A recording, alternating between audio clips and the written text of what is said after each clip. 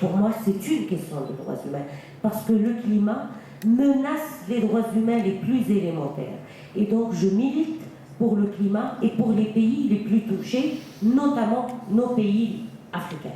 Et donc, qu'est-ce qu'on attend, nous les Africains? Qu'est-ce qu'il y a de concret? Le Maroc a apporté ses contributions, que ce soit sur le plan de l'adaptation. Le Maroc a un programme extrêmement important qui a commencé depuis de nombreuses décennies et qui va continuer jusqu'à 2030, que ce soit pour ce qui est du secteur de l'eau, de l'agriculture, des forêts, de la lutte contre la désertification.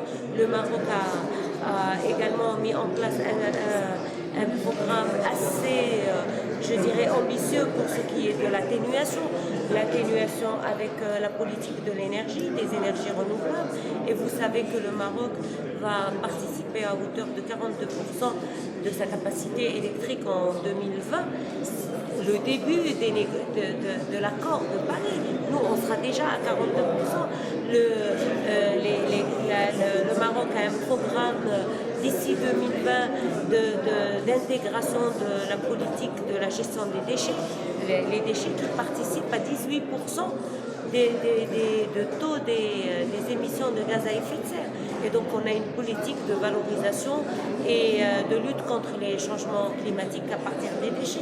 Le Maroc qui a mis en place une politique d'efficacité énergétique avec la loi sur l'efficacité énergétique, avec la mise en place de l'ADERE, l'Agence nationale d'efficacité énergétique. Et donc le Maroc a apporté des contributions très ambitieuses et il n'attend pas 2020 pour commencer à travailler. Le Maroc travaille déjà.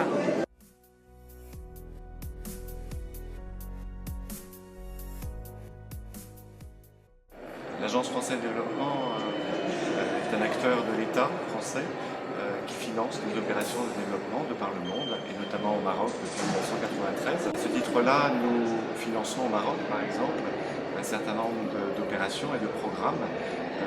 Cela a été notamment la participation au financement de la centrale solaire à Ouarzazate, mais aussi le programme auprès de l'ONE pour réduire et optimiser la distribution, réduire les pertes et optimiser la distribution de l'eau, mais aussi en matière de drainage et de gestion des déchets dans les villes, 30 villes au Maroc.